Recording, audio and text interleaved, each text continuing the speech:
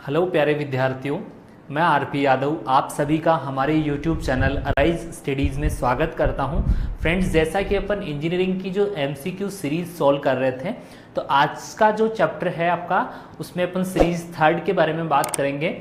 जो to series है almost अपन पढ़ चुके हैं और उसमें जो मोस्ट इम्पोर्टेंट जो क्वेश्चंस थे उनके बारे में डिस्कस कर चुके हैं। और उसी प्रकार से सीरीज थर्ड में अपन बात करेंगे जो कुछ इंपॉर्टेंट क्वेश्चन रह गए हैं, और आज इस इंजीनियरिंग सीरीज का अपन एंड करने वाले हैं। यानी इसमें जो टोटल आपकी सीरीज थी वो 1, 2 और 3 सीरीज बनी है, और इसी में से आपके जो 5 क्वेश्चन हैं वो कवर होंगे, ये मेरा विश्वास है। तो आज का इस लेशन में अपन बात कर रहे हैं कुछ उसी से रिलेटेड आपके जो रह गए थे पार्ट्स इंजीनियरिंग के, उनमें से। तो चलिए स्टार्ट करते हैं आपका सीरीज थर्ड का पहला क्वेश्चन, जिसमें अपन बात करने वाले हैं फर्स्ट क्वेश्चन की।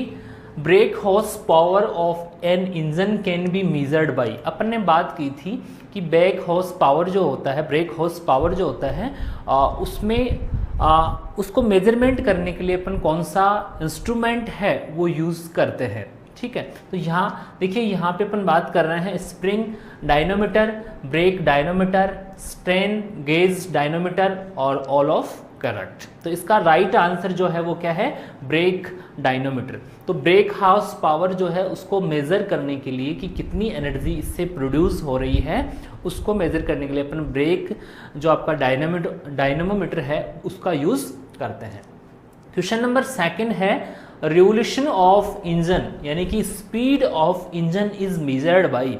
जो स्पीड होता है इंजन का, उसको अपन किससे मेजर करते हैं कि इसकी स्पीड जो है वो कितनी है। तो इसके लिए आपका जो ऑप्शन नंबर फर्स्ट है, टेकोमीटर जो होता है उसके द्वारा अपन स्पीड ऑफ इंजन को मेज़र करता है। तो ये क्या बताता है, ये इंस्ट्रूमेंट जो इंजन की स्पीड होती है किलोमीटर पर हावर, या स्पीड की अपन बात करें तो आरपीएम में जो है बताएगा, तो वो किस में बताता है आपका टेकोमीटर। इसके बाद में है, engine oil should be change at every. अपन बात कर रहे थे कि कल अपन जो ऑयल फिल्टर्स की बात कर रहे थे कि जो ट्रैक्टर में अपन ऑयल फिल्टर्स अपन यूज़ करते हैं तो उनको बदल देना चाहिए। इसी प्रकार यहाँ बात कर रहे हैं कि जो ऑयल होता है उसमें जो लुब्रिकेंट्स के रूप में अपन ऑयल यूज़ कर रहे हैं, तो वो कब अपन बदलें उसमें। तो यहाँ पे पूछ रहा है कि engine oil should be change at every. तो यहाँ पे जो आंसर नंबर थर्ड है, 120 हावर्स बाद में अपन ऑयल और ऑयल फिल्टर्स दोनों क्या कर देते हैं, बदल देते हैं। ठीक है, अगर अपन इसमें ऑयल फिल्टर और ऑयल नहीं बदलते हैं तो जो वर्किंग एफिशिएंसी होती है ट्रैक्टर की, जो काम करने की जो कैपेसिटी होती है, वो क्या हो जाती है, रिड्यूस हो जाती है। तो इसलिए अपन 120 घंटे बाद में अपन क्या करते हैं, ऑयल फिल्टर और ऑयल दोनों को बदल देते हैं। नेक्स्ट क्वेश्चन है, a device to control the engine speed with the specific limit is called. यानी कि एक स्पेसिफिक लिमिट जो होती है स्पीड की इंजन की, उसको कंट्रोल करने के लिए अपन एक डिवाइस यूज करते हैं। उस डिवाइस का क्या नाम है? तो उस डिवाइस का नाम जो क्या है, गोवेर नोर। ठीक है, तो आपको याद रखना है। रेडिएटर क्या होता है, ये मैंने आपको बता दिया था कि कूलिंग के लिए यूज़ होता है। इसी प्रकार कार्बोरेटर जो है वो फ्यूल को मिक्स करने में काम आता है। ठीक है, उसके बाद में अपन ने बात की थी कि एग्रीकल्चर में जो आपके क्वेश्चन आते हैं वो एग्रीकल्चर इम्प्लीमेंट्स में से भी क्वेश्चन आते हैं। तो उसमें किस प्रकार का उसमें जो है शेप बनती है प्लोइंग के बाद में, उनकी वर्किंग एफिशिएंसी क्या होती है, साथ ही उसको किस द्वारा ऑपरेट किया जाता है। कुछ सेल्फ प्रोपेल्ड होते हैं, कोई ट्रैक्टर ड्रोन या ट्रैक्टर माउंटेड होते हैं। तो यहाँ अपन बात कर रहे हैं इंडिजीनियस प्लॉ इज ए। तो इंडिजीनियस जो प्लॉ है वो किस प्रकार का टिलेज इम्प्लीमेंट है? तो ऑप्शन है प्राइमरी, सेकेंडरी, मल्टीपर्पज। तो यहाँ अपन बात कर रहे हैं, तो जो इंडिजीनियस जो प्लॉ होता है उसका अपन यूज़ मल्टीपर्पज़ के लिए करते हैं, प्लॉइंग के लिए भी करते हैं अपन, और सोविंग के लिए भी अपन जनरली यूज़ करते हैं इंडिजीनियस जो प्लॉ होता है उसका।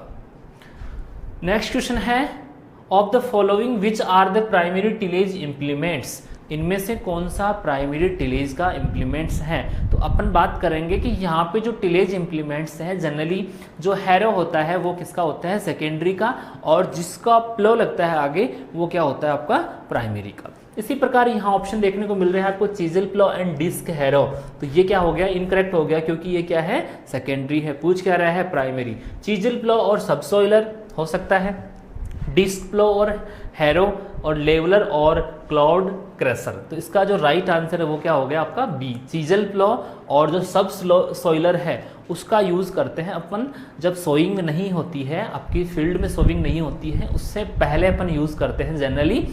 तो इसमें अपन जो वर्क होता है इसका सब सॉइलर का या चीजल प्लोअर का, जो सॉइल प्रोफाइल होता है उसकी डेप्थ को इंक्रीज करने के लिए, जो उसमें हार्ड पान मौजूद होती है उसको तोड़ने के लिए, उसको ब्रेक करने के लिए अपन क्या करते हैं? चीजल प्लो या सब सॉइलर का यूज़ करते हैं।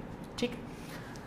नेक्स्ट क्वेश्चन है ए बुल्क ड्रॉन इम्प्लीमेंट्स हैज़, जो बैलों से चलाए जाते हैं इम्प्लीमेंट्स उनकी क्या विशेषता होती है?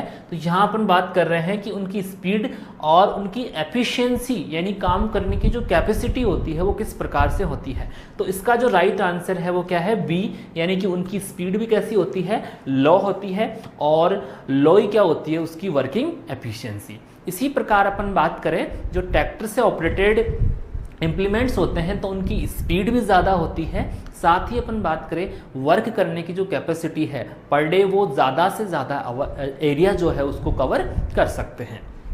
नेक्स्ट क्वेश्चन है यहाँ पे ट्रैक्टर का पूछ रहा है, तो ट्रैक्टर वाले क्या होते हैं? High speed and high working efficiency. ठीक है। नेक्स्ट क्वेश्चन है the MB plough works on the principle, MB plough जो होता है वो कौन से वर्क पे कौन से प्रिंसिपल पे वर्क करता है? रोटेटिंग करता है या सक्शन करता है, रोलिंग करता है या स्कोरिंग करता है? तो ये किस प्रिंसिपल पे वर्क करता है? आपके सक्शन वर्क पे। ठीक है। नेक्स्ट क्वेश्चन है a subsoiler is used to break the hard pan of the soil up to the depth of. अब देखिए यहाँ अपन बात कर रहे हैं सोइल का, अगर अपन बेसिकली बात करें तो जो नीचे की सोइल होती है उसको सब सोइल बोलते हैं अपन। ठीक है।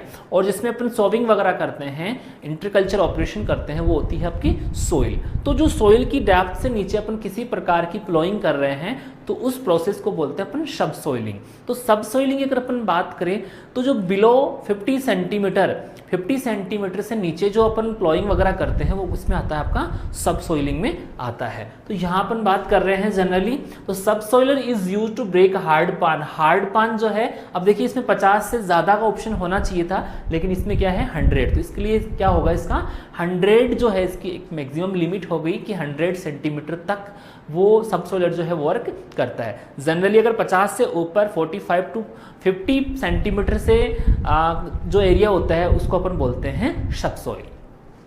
ठीक है। नेक्स्ट क्वेश्चन है, ये मोस्ट इंपॉर्टेंट क्वेश्चन है बेटा। ये क्वेश्चन जो है अभी आपका डब्ल्यू जो है उसमें आया हुआ है। देखिए, an instrument used to measure soil compactness. Soil compactness यानी कि सोइल कितना कॉम्पैक्ट है, और वो कॉम्पैक्टनेस अपन इसलिए लगाते हैं, निकालते हैं कि जो आपके एग्रीकल्चर इम्प्लीमेंट्स आप यूज़ कर रहे हो वहाँ पे प्लोइंग में, तो जो सोइल है आपकी, तो जो मैकेनिकल रेसिस्टेंस पावर होता है सोइल का आपके जो इम्प्लीमेंट्स के, उसके अगेंस्ट, तो उसको अपन जो है सोइल कंसिस्टेंसी या सोइल कॉम्पैक्टनेस जो है उसमें मेजर्स करते हैं, या सोइल स्ट्रेंथ उसको बोलते हैं। तो उसका पता लगाने के लिए अगर ज़्यादा मैकेनिकल जो रेसिस्टेंट होगा तो आपका जो प्लो है वो सोइल में पेनिट्रेट नहीं होगा। तो यहाँ पे अपन बात कर रहे हैं, तो कौन पेनिट्रोमीटर जो है उसका यूज़ किया जाता है सोइल की कॉम्पैक्टनेस को मेजर करने के लिए। आपके डब्ल्यू में ये क्वेश्चन आया है। ठीक है, तो ये आपको याद रखना है। नेक्स्ट क्वेश्चन है, the spike tooth harrow are used mainly for. ठीक है, तो स्पाइक टूथ हैरो जो होता है वो किस लिए यूज होता है मेनली? तो यहाँ पे देखिए, primary tillage, intercultivation, surface finishing, none of these. तो ये सरफेस है उसको फिनिश करने के लिए जो क्लॉड्स बनते हैं आर्टिफिशियली, जो एग्रीगेट्स होते हैं सोइल को, जिनको क्लॉड्स बोलते हैं, तो उनको ब्रेक करने का काम करता है ताकि आपको जो सोइल का सरफेस है वो कैसा मिले, आपको फिनिश मिले। क्योंकि मोस्ट ऑफ द जो क्रॉप्स होती है उनको ग्रो करने के लिए जो सोइल का सरफेस है वो कैसा होना चाहिए, स्मूथ होना चाहिए, रफ नहीं होना चाहिए। उसमें जो एग्रीगेट हैं उनकी साइज जो है वो कम होनी चाहिए। तो इसके लिए अपन क्या यूज कर रहे हैं, spike tooth harrow. Next question है the shovel of the seed drill is made of. जो सॉवल होती है सीड ड्रिल की वो किससे बनी होती है, तो कार्बन स्टील की वो बनी होती है। अब देखिए एक चीज आपको थोड़ा सा देखना है कि जो डेप्थ पे अपन जो सबसॉइलर जनरली अपन यूज करते हैं, जो जितनी डेप्थ पे अपन जो इंप्लीमेंट पेनिट्रेट करने वाले होते हैं, उनका जो आगे का जो पार्ट्स होता है वो हाई कार्बोनेटेड स्टील का बना होता है, क्योंकि ज़्यादा मैकेनिकल जो फोर्स है उसको वो आराम से क्या कर सकते हैं, झेल सकते हैं। नेक्स्ट क्वेश्चन है equipment for placing seedling in the soil. Seedling जो होती है जो नर्सरी में अपन तैयार करते हैं, तो उसको डायरेक्ट अपन मेन फील्ड में जो ट्रांसप्लांट करते हैं उसके लिए कौन सा इंस्ट्रूमेंट यूज होता है, तो यहाँ अपन बात कर रहे हैं सीड ड्रिल, सीड कम फर्टी ड्रिल, प्लांटर और ट्रांसप्लांटर। तो इसका जो आंसर क्या होगा आपका, ट्रांसप्लांटर। नेक्स्ट क्वेश्चन है ASPEE एक कंपनी है, वो किस प्रकार के इम्प्लीमेंट्स है वो बनाती है, ये आपके जो सुपरवाइजर है उसमें क्वेश्चन पूछा गया है। तो ASP जो है फेमस मैन्युफैक्चरिंग ऑफ स्प्रेयर, जो स्प्रेयर होते हैं आपके नैपसेक स्प्रेयर होते हैं, रोटरी डस्टर वगैरह होते हैं, तो स्प्रे के जो इक्विपमेंट्स होते हैं उनको मैन्युफैक्चर करती है ये कंपनी। आगे अपन बात कर रहे हैं pressure of hand operated spray. जो हैंड से ऑपरेटेड स्प्रे होता है उसमें प्रेशर कितना होता है, तो इस प्रकार के क्वेश्चन भी आपके पूछे गए हैं। तो इसका राइट आंसर है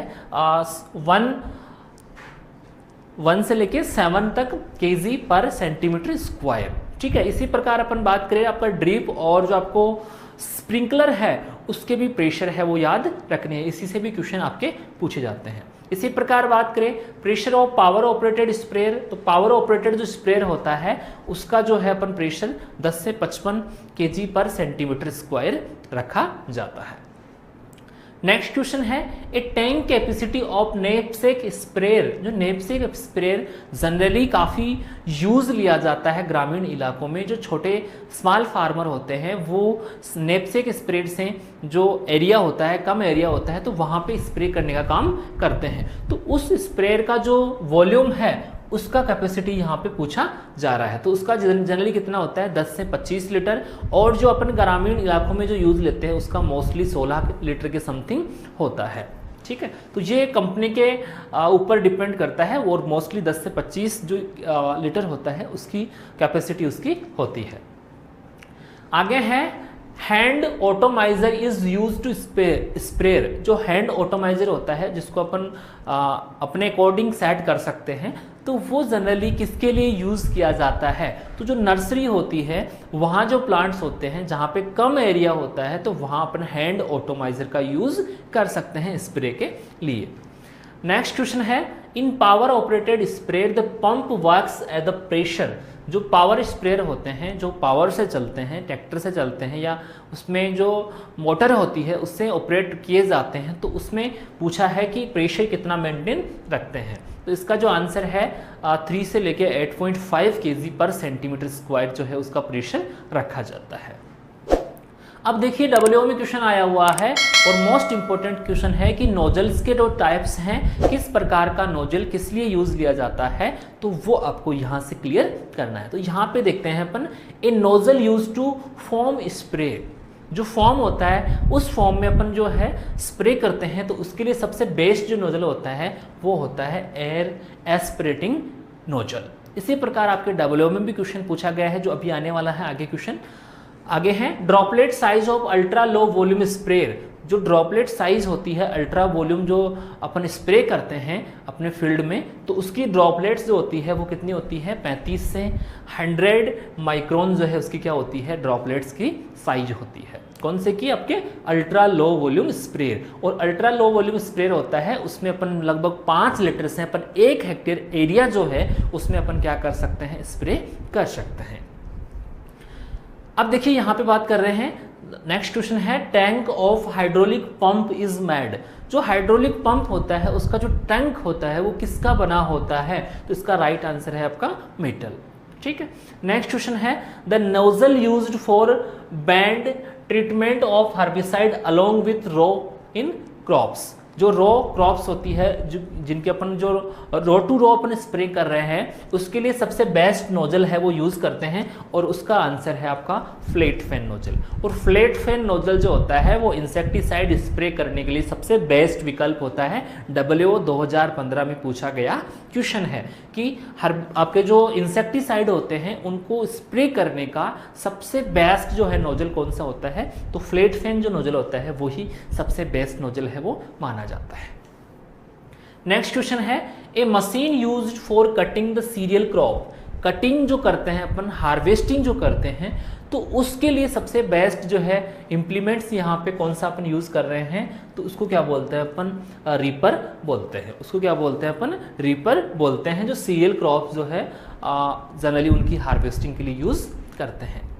नेक्स्ट क्वेश्चन है, the capacity of tractor operated vertical conveyor reaper is about. देखिए अपन बात कर रहे हैं यहाँ पे IBPS एसओ में जो क्वेश्चन पूछे जाते हैं उनमें जो एग्रीकल्चर इम्प्लीमेंट्स होते हैं उनका कौन सा पार्ट किस चीज़ का बना होता है, साथ ही उनकी जो वर्किंग एफिशिएंसी है वो 1 घंटे में कितना काम कर सकते हैं, 1 दिन में वो कितना काम कर सकते हैं। तो इस प्रकार के वर्किंग एफिशिएंसी के क्वेश्चन पूछे जाते हैं। तो इसी प्रकार कैपेसिटी पूछ रहा है कि ट्रैक्टर ऑपरेटेड जो वर्टिकल कन्वेयर रीपर होती है जिससे अपन कितनी दूर की अपन कटाई कर सकते हैं, तो इसका आंसर जो कितना है 0.2 से लेके 0.4 हेक्टेयर पर हावर। 1 घंटे में अपन इतना एरिया जो है इससे अपन हार्वेस्ट कर सकते हैं। तो मोस्ट इंपोर्टेंट क्वेश्चन आपको मिल रहा है यहाँ पे।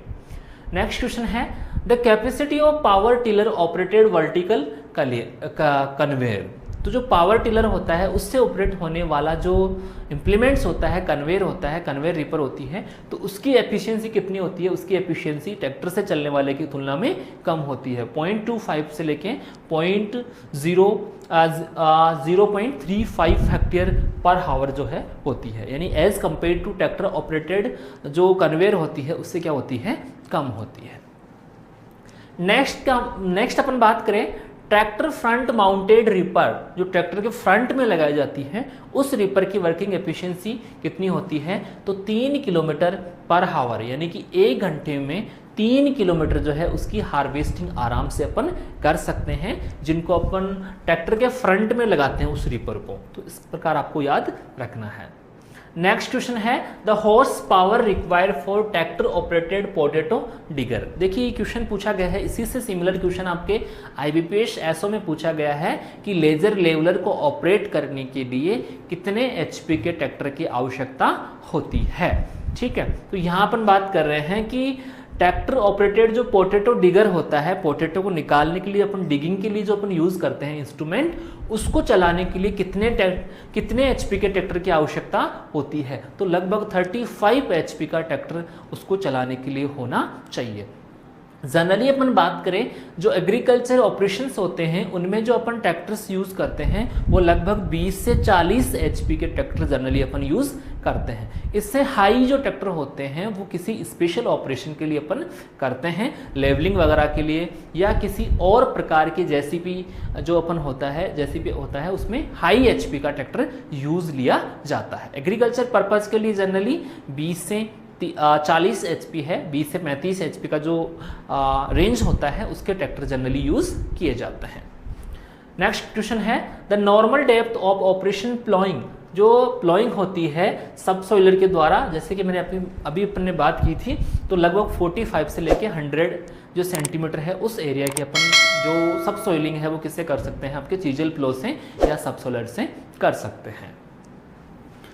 नेक्स्ट क्वेश्चन है, the cutting blade use in सब सॉइलर। जो सब सॉइलर होती है उसमें जो कटिंग ब्लेड्स अपन यूज करते हैं वो किसकी बनी होती है, तो यहाँ इसका राइट आंसर है हाई कार्बन स्टील। देखिए मैंने अभी बात की थी कि जो स्टील होता है वो हाई मैकेनिकल पावर है, उसको क्या कर सकता है, रेसिस्टेंस कर सकता है, उसको आराम से बिना मुड़े जो है उसमें वो वर्किंग जो है वो कर सकता है। ठीक है, नेक्स्ट क्वेश्चन है, the working capacity of 2 row potato planter. 2 row जो पोटैटो प्लांटर होता है उसकी एफिशिएंसी होती है 0.2 से लेके 0.3 हेक्टेयर पर हावर। ठीक है, जिसमें अपन क्या कर सकते हैं, 2 रो पोटैटो प्लांटर जो है उसमें इतना वर्क कर सकते हैं। साथ ही यहाँ जो IBPS एसओ के जो स्टूडेंट्स हैं वहाँ पे ये क्वेश्चन जो है उनके लिए मोस्ट इम्पोर्टेंट है कि यहाँ से क्वेश्चन आता है उनके जो सब्सिडी होती है कि इतने जो 2 रो पोटैटो प्लांट है उस पर कितने % जो है सब्सिडी मिलती है। तो जब अपन स्टार्ट करेंगे आपका IBPS एसओ का जो बैच जब रनिंग में आएगा तो वहाँ अपन जो इसकी सब्सिडी के बारे में अपन बात करेंगे और सब्सिडी वाले पार्ट्स को अपन अलग ही रखेंगे, ठीक है। नेक्स्ट क्वेश्चन है the useful life of self propelled combine. जो सेल्फ प्रोपेल्ड जो कंबाइन हार्वेस्टर होता है उसकी जो एक्सपेक्टेड यूजफुल लाइफ है वो कितनी होती है? लगभग 6 साल। कितनी होती है? 6 साल जिसकी एक्सपेक्टेड लाइफ होती है। इसी प्रकार जब the useful working hours of self propelled combine, hours में अपन बात करें तो लगभग कितना होता है? 3000 घंटे उसको अपन यूज कर सकते हैं। The useful working hours of mounted type combine, mountain type जो ट्रैक्टर वगैरह से ऑपरेट की जाती है उसकी एक्सपेक्टेड लाइफ जो होती है वो कितनी होती है? 2000 घंटे। कितनी होती है? 2000 घंटे।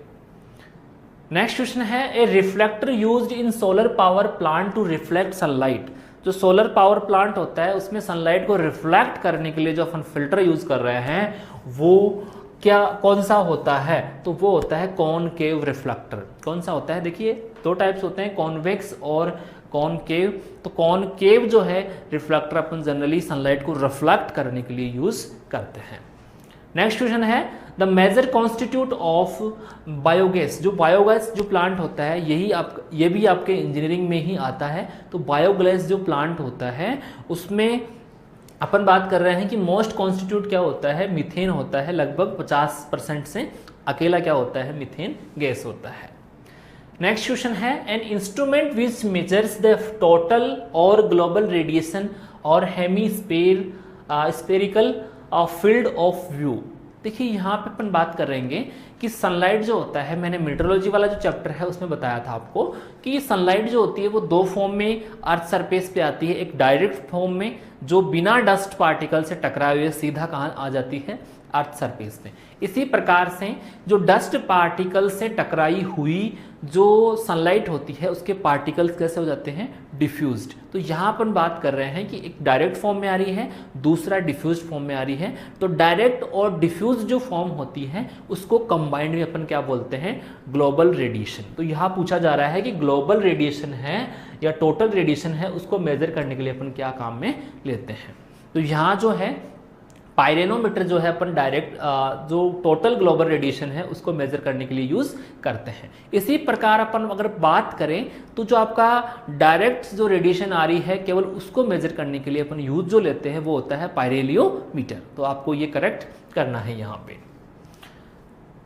नेक्स्ट क्वेश्चन है according to NASA a standard value of solar constant. देखिए सोलर कांस्टेंट की बात करें यहाँ पे तो जब अपन ने मीटरोलॉजी वाला जो चैप्टर पढ़ा था उसमें अपन ने बात की थी कि जो सोलर कांस्टेंट होता है उसकी जो वैल्यू होती है वो कितनी होती है?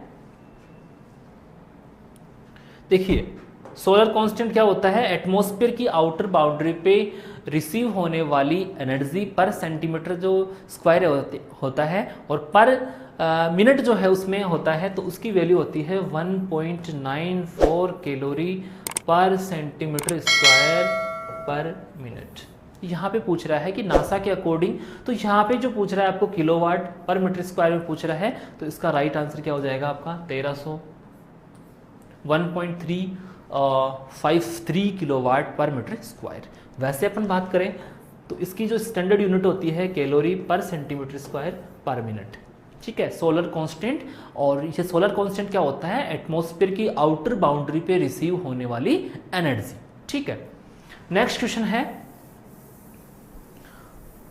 The capacity of paddy huller varies from. जो हलिंग की जो प्रोसेस होती है यानी कि उसका जो छिलका होता है उसको सीड जो है उससे अलग करते हैं तो उस प्रोसेस को बोलते हैं हलिंग बोलते हैं। और हलिंग परसेंटेज की अगर अपन बात करें तो वो कितना होता है? 2/3 यानी कि लगभग 66% क्या होती है? हलिंग परसेंटेज होती है राइस की। तो पूछ रहा है कि द कैपेसिटी ऑफ हलर, जो पेडी हलर होता है उसकी कैपेसिटी कितनी होती है? तो यहाँ पे अपन बात कर रहे हैं इसका आंसर जो है वो 250 से लेके 750 kg पर हावर, यानी इतनी मात्रा में वो हलिंग प्रोसेस जो है उसको कर सकता है जो भी इंप्लीमेंट होता है हलर। नेक्स्ट क्वेश्चन है the total depth of water application in the crop is called. जो सोइल की सोइल में अपन इरिगेशन जो दे रहे हैं तो उसकी जो सिंगल में जैसे 5 सेंटीमीटर दी, थर्ड जो सेकंड जो इरिगेशन है उसमें 5 सेंटीमीटर फिर दी, तो इस प्रकार जो टोटल डेप्थ होती है अपन इरिगेशन जो देते हैं उसकी, तो उसको क्या बोलते हैं अपन डेल्टा। और टोटल जो वॉल्यूम होता है उसको क्या बोलते हैं ड्यूटी बोलते हैं। टोटल वॉल्यूम तो क्या हो गया आपका ड्यूटी, और टोटल डेप्थ हो गई उसको क्या बोलते हैं अपन डेल्टा। इसी प्रकार जितने दिन जितना ड्यूरेशन में अपन इरिगेशन दी उसको बोलते हैं अपन बेस पीरियड। ठीक है, नेक्स्ट क्वेश्चन है period, a period in days for which water applied to crop, यानी यहाँ पे अपन बात कर रहे हैं पीरियड तो उसको बोलते हैं अपन बेस पीरियड। ठीक है, अब देखिए नेक्स्ट क्वेश्चन है आपके डब्ल्यू में आया हुआ क्वेश्चन है, यहाँ पे अपन बात करेंगे the basic formula of calculate the discharge through wear. Discharge जो होता है पानी का उसको मेजर करने के लिए जो अपन वियर यूज करते हैं, वी नॉच यूज करते हैं, पार्सल फ्लूम यूज करते हैं, तो यहाँ पूछ रहा है कि वियर जो होता है उससे जो अपन डिस्चार्ज रेट है उसको कैलकुलेट करने के लिए फॉर्मूला जो यूज करते हैं, तो इसका राइट आंसर क्या है आपका BH, Q बराबर CLHM। तो ये आपका जो आपका डब्ल्यू है उसमें पूछा गया क्वेश्चन है। नेक्स्ट क्वेश्चन है shelter belt are constructed by. यहाँ पे अपन बात कर रहे हैं जो फॉरेस्ट्री में अपन ने डिस्कस कर चुके हैं कि आपके जो विंड ब्रेक्स हैं और शेल्टर बेल्ट्स में क्या डिफरेंस होता है। तो विंड ब्रेक्स में अपन जनरली क्या कितने रो यूज करते हैं, 2 रो यूज कर रहे हैं। यहाँ पे अपन बात करें तो मोर देन 2 रो है वो यूज करते हैं, और इसीलिए जो कम एरिया होता है वहाँ पे शेल्टर बेल्ट्स की बजाय अपन क्या करते हैं विंड ब्रेक्स हैं जनरली यूज करते हैं।